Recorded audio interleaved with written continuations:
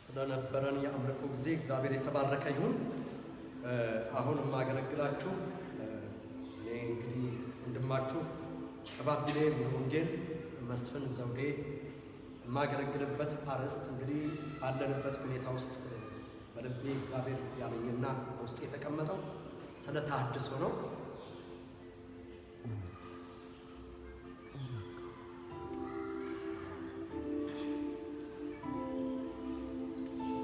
ስለ ተሐድሶ ነው ዛሬ እግዚአብሔር ይናገረናል።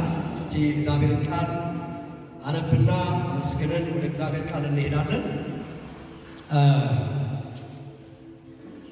ማካፈልበት ክፍል ነህምያ ምዕራፍ 13 ይሆናል። አነበውና ከዛ በኋላ ቃሉን እንከፋፈላለን። በዚያም ቀን የሙሴን መጽሐፍ በሕዝቡ ጆሮ አነበው። አሞናውያንና ሞዓባውያን ወደ እግዚአብሔር ጉባኤ ለዘላለም እንዳይገቡ የሚል በዚያ ተገኘ። የእስራኤልን ልጆች በእንጀራና በውሃ ስላልተቀበሏቸውና ይረግሟቸው ዘንድ በለዓምን ስለገዙባቸው፣ ነገር ግን አምላካችን እርግማኑን ወደ በረከት መለሰው። ሕጉንም በሰሙ ጊዜ ድብልቁን ሕዝብ ሁሉ ከእስራኤል ላይ ከዚህም አስቀድሞ በአምላካችን ቤት ጓዳዎች ላይ ተሾሞ የነበረውን ካህን ኤልያሴብ ከጦቢያ ጋር ተወዳጅቶ ለሌዋውያን፣ ለመዘምራን፣ ለበረኞቹ ለሕጉ የተሰጣቸውን የእህሉን ቁርባኑና ዕጣኑን ዕቃዎቹንም የእህሉንም የወይኑንም የዘይቱንም አስራት ለካህናት የሚሆነው የማንሳት ቁርባን አስቀድሞ ያስቀመጡበትን ታላቁን ጓዳ አዘጋጅቶለት ነበር። እኔ ግን በባቢሎን ንጉሥ በአርጤክስስ በ32ኛው ዓመት ወደ ንጉሡ ሄጄ ነበርና በዚህ ጊዜ በኢየሩሳሌም አልነበርኩም። ከጥቂት ዘመንም በኋላ የንጉሡን ፍቃድ ለመን ወደ ኢየሩሳሌምም መጣሁ። ኤልያሴብም በእግዚአብሔር ቤት አደባባይ ለጦቢያ ጓዳውን በማዘጋጀት ያደረገውን ክፉ ነገር አስተዋል። እጅግም አስከፋኝ። የጦቢያንም የቤቱን ዕቃ ሁሉ ከጓዳ ወደ ውጭ ጣሉ። ጓዳዎቹንም እንዲያንጹ አዘዙ። የእግዚአብሔርን ቤት ዕቃዎች፣ እህሉን ቁርባን፣ ዕጣኑን መልሼ በዚያ አገባሁ እያለ ይናገራል። እንግዲህ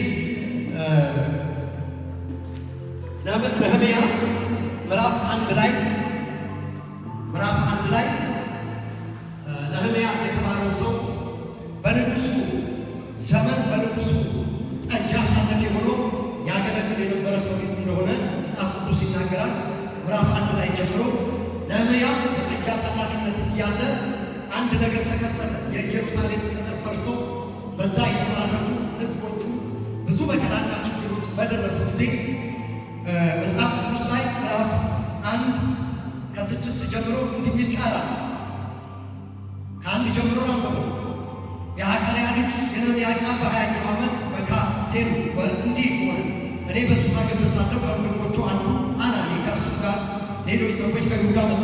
እኔም የዳኑትን ከምርኮ የተረፉትን የአይሁዳንን ነገር የኢየሩሳሌም ነገር ጠየቋቸው። እነርሱ በዚያ ስፍራ ያሉት ከምርኮ የተረፉት ቅሬታዎች በታላቅ መከራና ስድብ አሉ። የኢየሩሳሌም ቅጥር ፈርሷል፣ በሮቿ በእሳት ተቃጥሏል አለ። ይህንንም ቃል በሰማሁ ጊዜ ተቀምጬ አለቀስኩ፣ አያሌ ቀንም አዝን ነበር። በሰማይ አምላክ ፊት ጾምና ጸልይ ነበር።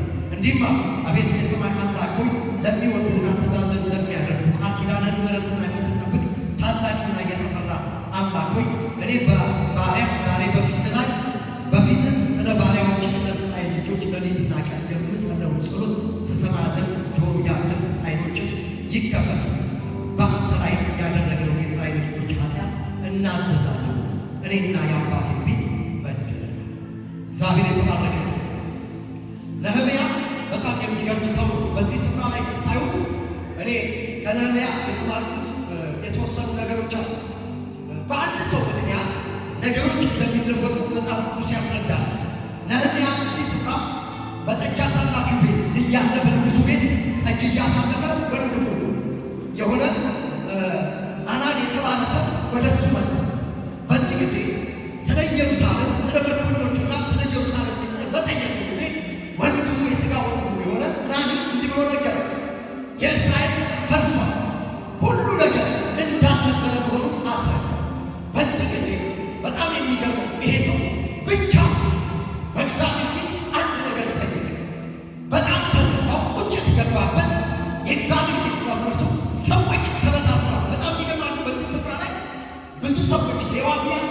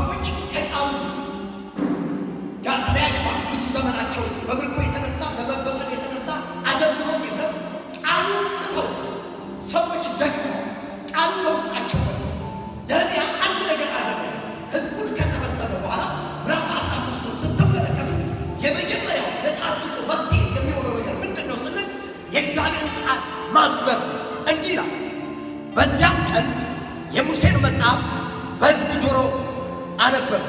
አሞናውያንና ሞዓባውያንም ወደ እግዚአብሔር ጉባኤ ለዘላለም እንዳይገቡ የሚል በዚያ ተገኘ። የሚገርም ነው። የመጀመሪያው ለታድሶ ምክንያት የሆነው የእግዚአብሔርን ቃል ማንበብ ነው። ለምንድን ነው ስትሉ፣ ምክንያቱ ምንድን ነው? የመፍረሱ ምክንያት፣ ቅጥር የመፍረሱ ምክንያት ምንድን ነው ብሎ ሲያጠና በጣም የሚገርማችሁ በዚህ ስፍራ ላይ የተገኘው ሰዎች ምንድን ነው ከእግዚአብሔር ቃል ውጪ ወጥተው ነበረ። ለምንድን ነው የወጡት ስትሉ፣ እነዚህ ሰዎች እንዲህ ይላል፣ የሙሴን መጽሐፍ ባነበቡ ጊዜ አሞናውያን ሞዓባውያን ወደ እግዚአብሔር ጉባኤ ለዘላለም እንዳይገቡ የሚል ተጽፎ ተገኘ። የሚገርማችሁ ይህን ስፍራ ለማብራራት ዘዳግም ላይ እንዲህ የሚል ቃል አለ። ዘዳግምን አወጣላችኋለሁ።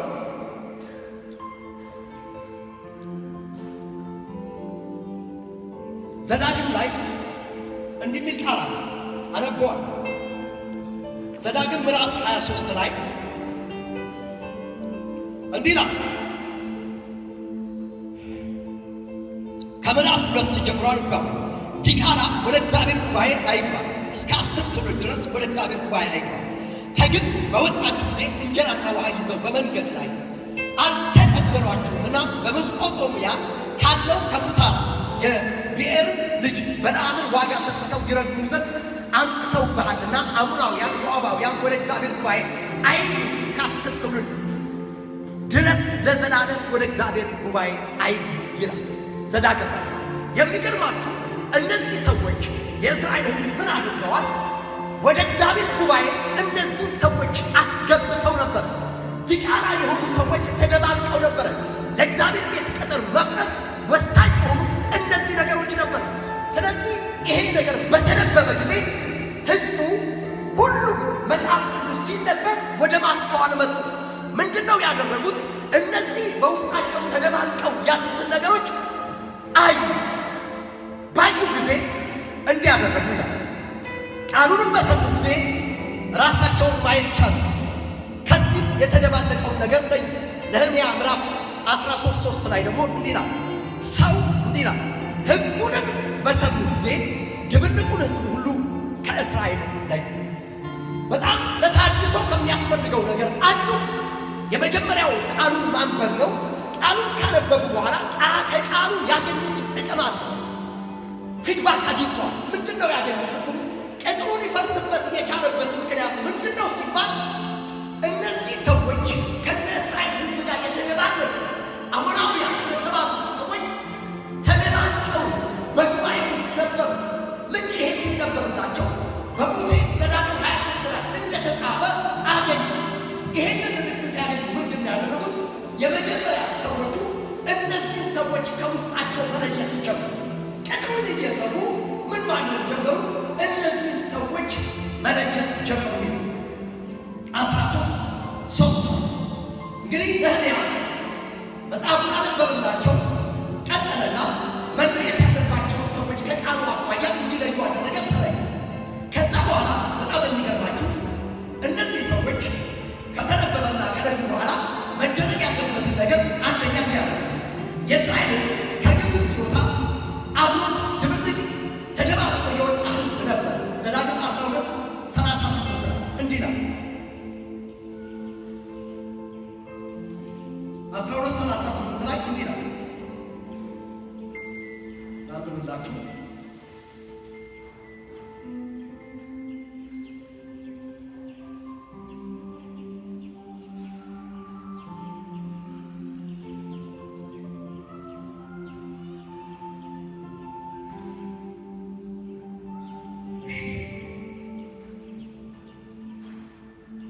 እንዲህ ነው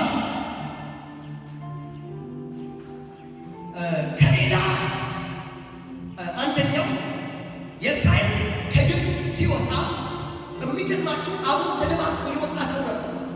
በምድረ በዳ ውስጥ በጉዞ ላይ እያሉ ከእነሱ ጋር ተደባልቀው የነበሩትን ሰዎች በዘዳግም ላይ ለይተው ሲለዩቸውና ሲያወጧቸው እናያለን። ይህንን መለየት ጀመረ። ሕዝቡን ሰብስቦ ነው ያደረገ። ሌላው ደግሞ ምን አደረገ? እንዲሁ ከሌላ ነገር ጋር የተወዳጀ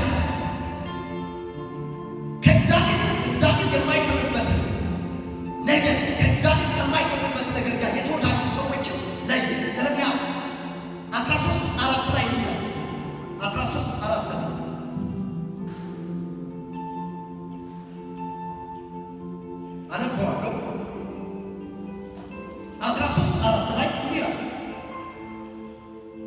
ከዚህ አስቀድሞ በአምላካችን ቤት ጓዳዎች ላይ ተሾሞ በነበረው ካህን ኤልያስ ከጦቢያ ጋር ተወዳይቶ ለሌዋውያን ለመዘምራን ለበረኞቹ እንደ ሕጉ የተሰጣቸውን የእህል ቁርባንና ዕጣኑን ዕቃዎቹን የእህሉን የወይኑን የዘይት አስራት ለካህኑ የሆነው የማንሳት ቁርባንን አስቀድሞ ያስቀመጠበትን ታላቅ ጓዳ አዘጋጅቶለት ነበር። የሚገርማችሁ ይሄ ሰው ምንድን ነው ያደረገው? እንዲህ ነው ኤልያስ የተባለ ሰው የእግዚአብሔር ቤተ መቅደስ ባላቸው ለሆነ ለጦቢያው ይህንን ቤተ መቅደስ እንዲያረግስ ያደረገው አስገብቶ አስጎበኝ። በዚህ ጊዜ ይህንን ነገር ለሕዝቡ አነበብና ከእነዚህ ያለ ተጓዳኝ እግዚአብሔር ከማይከብርበት ነገር ጋር የተጣበቁ ሰዎች ለታድሶ መፍትሄ መስጠት ስለሚያስፈልግ እነዚህ ሰዎች መለየት ነበረባቸው። ስለዚህ ይህንን ነገር ነው አንደኛ የነገ እንዲላ ሌላው ነህምያ ያደረገው ነገር የረከሰውን ነገር አውጥቶ መጣል። ምዕራፍ 13 ላይ እንዲላ 13:8 ላይ እንዲህ ቃላት ናብብ 13:8 ላይ እንዲህ ቃላት እጅግም ወደ ኢየሩሳሌም መጣው። ኤልያስ በእግዚአብሔር ቤት አደባባይ ለጦቢያ ጋራውን በማዘጋጀት ያደረገውን ሁሉ ነገር አስተዋለ። ያስተዋለው ነገር ተመለከተ። ከዛም እጅግም አስከፋኝ የጦቢያውን የቤት ዕቃ ሁሉ ከጓዳ ወደ ውጭ ጣለ። የወሰደው እርምጃ ወስዶ ታድሶ ሊያመጣ የሚችሉትን ነገር እየተናገረ ይሄ ሰው የተወዳጁ ከእኛ ጋር የተጣበቁ ነገሮች መለየት እንዳለባቸው አውቆ ቤተ መቅደሱ ያረከሱት ነገር ከቤተ መቅደሱ አውጥቶ ምን አደረገና ጣለኝ። እንግዲህ በአሁኑ ዘመን ማድረግ ያለብን ነገር በሕይወታችን ቤተክርስቲያን ተዘግታ የማታውቅበትን ዘመን እንዴት ተዘጋ? ከእኛ ጋር ተወዳይቶ የነበረ መጣል ያለበትን ነገር መጣል እንዳለብን መጽሐፍ ቅዱስ ያስረዳል። ይሄ ወሳኝ ነገር ነው። ይህን ከጣለ በኋላ ሁለተኛ ያደረገው ነገር እንዲህ ይላል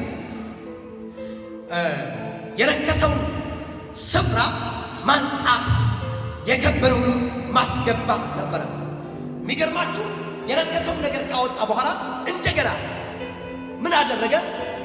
የረከሰውን ስፍራ ማንጻትና የከበረውን ነገር ማስገባት ነበረበት።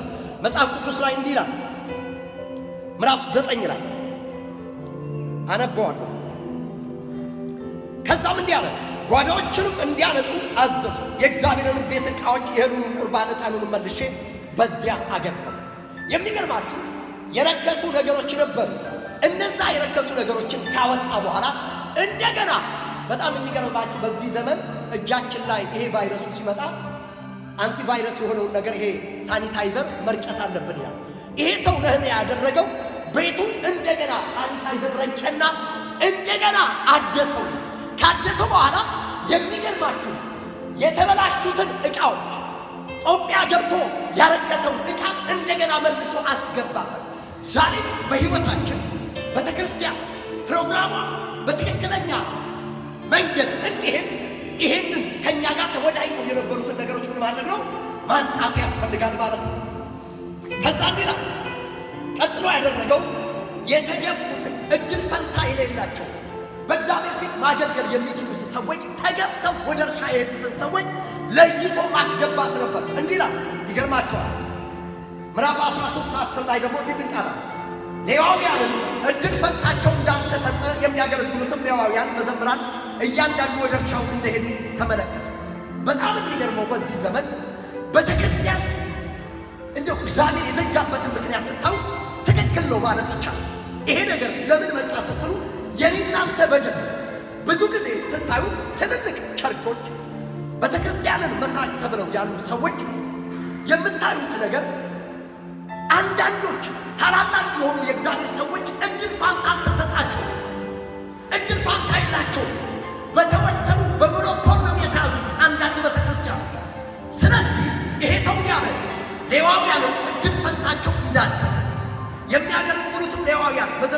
እያንዳንዱ ወደ እርሻው እንደሄደ ተመለከቱ። እኔም የእግዚአብሔር ቤት ስለምን ተተወ? አያችሁ፣ ትተው ሄዶ ለምንድን ነው ስትሉ እድል ፋንታ የሚሰጣቸው አላገኙም ነበረ። ዛሬ ግን እግዚአብሔር ይህን እድል ሰጥቶናል ወገኖቼ። በፍቅርና በአንድነት የእግዚአብሔር ቤት ማስቀጠል ያለበት እኛ። ስለዚህ እንዲያደረገ እኔም የእግዚአብሔር ቤት ስለምን ተተወ ብዬ ከአለቆቹ ጋር ተከራከርኩ። ሰበሰብኳቸው፣ በየስፍራቸው አቆምኳቸው። ይሁዳ ሁሉ የእህሉንና የወይኑን የዘይቱን አስራት ወደ ዕቃ ቤቶች አመጡ። በዕቃ ቤቶችም ላይ ካህኑ ሰሌምያን፣ ጸሐፊው ሳዶቅን፣ ከሌዋውያንም ፈዳያችን ሾም። ከእነርሱ ጋር የመታንያ ልጅ የበኩር ልጅ ሐናን ነበር። እነርሱ የታመኑ ሆነው ተገኙ። ሥራቸውን ለወንዶች ልጆቻቸው ማካፈል ነበር።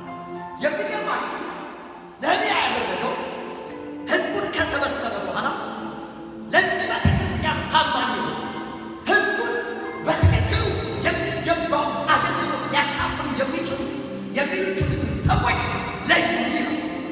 በመኖፖል የተያዘውን ስፍራ እንደገና ወደ እርሻ የሄዱትን እግዚአብሔር የመረጣቸው ሰዎች እድል ፋንታ ያሉትን ሰዎች ሰበሰበና የእግዚአብሔርን ቃል ማካፈል እንዲችሉ፣ እግዚአብሔርን ማገልገል እንዲችሉ እነዚህ ሰዎች በሰው ፊት እንደገና ታማኝ የሆኑትን ሰዎች ተገኙ። ስራቸውን ለወንድሞቻቸው ማካፈል ነበር። የሚገርማችሁ እዚህ ስፍራ ላይ እነዚህ ሰዎች የተመረጡ ሰዎች ስራቸው ምን ነበር ሲባል ለወንድሞቻቸው የተሰጣቸውን ጸጋ ማከፋፈል ነበር ይላል። ትንሽ ቀጥልና እችን ሁለት ቃል ልናገርና እንዲህ ይላል። ከዛ በኋላ ሶስተኛው በጣም የሚገርመው ያደረገው የታመኑ አገልጋዮችን ሾመ። ሶስተኛውና የመጨረሻው እንዲህ ነው። በሰንበት ቀን የእግዚአብሔር የመቅደሱን ስርዓት መፈጸም ወሳኝ እንደሆነ ይናገራል። እዚህ ላይ እንዲህ ይላል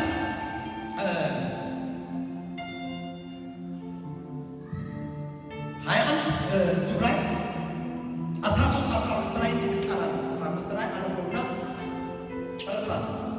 እንዲህ ይላል። በዚያም ወራት በይሁዳ በሰንበት ቀን የወይን መጥመቂያውን የሚረግጡትን ነዶም የሚከምሩትን የወይኑ ጠጅና የወይኑ ዘለላ በለሱን ልዩ ልዩ አይነት ሸክም በአህዮች ላይ የሚጭኑትን በሰንበትን ቀን ወደ ኢየሩሳሌም የሚያስገቡትን አየሁ። ገበያ ባደረጉበትን ቀን አስመሰከርኩባቸው። ደግሞ በእርሷ የተቀመጡ የጢሮስ ሰዎች ነበሩ። የሚገርማችሁ እጅ ጢሮስ ትልቅ ወደብ ነበረችና የጢሮስ ሰዎች ገብተው አሕዛቦች ናቸው። የአሕዛብን ቋንቋ የሚናገሩ ተደባልቀው ነበረ ከክርስቲያኖች ጋርና ይሄንን ነገር ምን አደረገ? ሰብስቦ ገበያ የሚያደርጉትን ሰዎች ሰንበት እንዴት አትቀድሱ? ሰንበትን የእግዚአብሔር ቤት እንዴት አታከብሩ? የእግዚአብሔር እድል ፋንታ ለምን አሰቡ ብሎ ሲናገር ያለ ዛሬ ነው ወገኖች። የሁሉ ደንበኛ እንጂ እግዚአብሔር በጊዜው የሚያመልክና የሚያገለግለው ሰው ስለጠፋ ዛሬ በተመቅደሱ ሊዘጋቸው። ዛሬ እንግዲህ እግዚአብሔር የሚናገረው ምንድነው? ለታድሶ የሚሆን እንዲኖረን እግዚአብሔር በታድሶ እንደገና ዳግም እንድንነሳ የእግዚአብሔር ቤት እንድንሰራ እግዚአብሔር ተናገረ። ስለዚህ ቤተ መቅደስ ሊዘጋ የቻለበት በሰይጣን ወይም ሳይሆን በሰይጣን ሳይሆን እግዚአብሔር በኃጢአታችንና በበደላችን ስለሆነ ዛሬ በዚህ ቃል መሰረት ሁላችንም በእግዚአብሔር ፊት ንስሐ ገብተን ተናዘን ወደ እግዚአብሔር እንድንመለስና ቤተ መቅደሱ እንዲታደስ አደራ እላለሁ። እግዚአብሔር የተባረከው ጸልይና ፕሮግራማችንን እንጨርሳለን። አምላካችን እግዚአብሔር ሆይ በጌታ በኢየሱስ ክርስቶስ ስምና ስልጣን ዛሬም የፈረሰው ቅጥርን የተዘጋው ቤት እንደገና ዳግም እግዚአብሔር ሆይ እንዲያንሰራራ እንዲከፈት እግዚአብሔር ሆይ የሁሉ ደንበኞች እንዳለው ቤተ መቅደስን አርክሰናል እንናዘዛለን በፊት ዛሬ እግዚአብሔር ሆይ ብዙ እግዚአብሔር ሆይ ሕዝብ እግዚአብሔር ሆይ ወደ ገዛ ወደ ግል ሕይወታቸው ተመልሰዋል። ቤተ መቅደስ ተዘግቷል። እንደገና ዳግም እግዚአብሔር ሆይ በመንፈስህ በጸጋው እንድታነሳል የእግዚአብሔር ቤት እንደገና ዳግም እንዲከፈት እንድናገለግል እግዚአብሔር ሆይ እንድትረዳን በኢየሱስ ስም ጸለይ። እኔና ሕዝብን እግዚአብሔር ሆይ ይህን የሚከታተሉ እህቶች፣ ወንድሞች፣ አባቶች፣ እናቶች፣ ወጣቶች፣ አገልጋዮች፣ ምዕመናኖች፣ መዘምራኖች ሁሉ እግዚአብሔር ሆይ በሠራነው በደልና ኃጢአት እየተናዘዝን እግዚአብሔር ሆይ ወደፊት ባለን ቀጣይ ሕይወታችን የእግዚአብሔርን ቤተ መቅደስ እንደገና እንዲከፈትና እንድንሰራ እንድናገለግል እንዲህ እንደገና ታድሶ እንዲሆን በኢየሱስ ስም ጸለይ። እግዚአብሔር ሆይ እናመሰግናለን። ክብር በሰማይ በምድር ላንተ ይሁን፣ በኢየሱስ ስም አሜን። እግዚአብሔር ይባርካችሁ።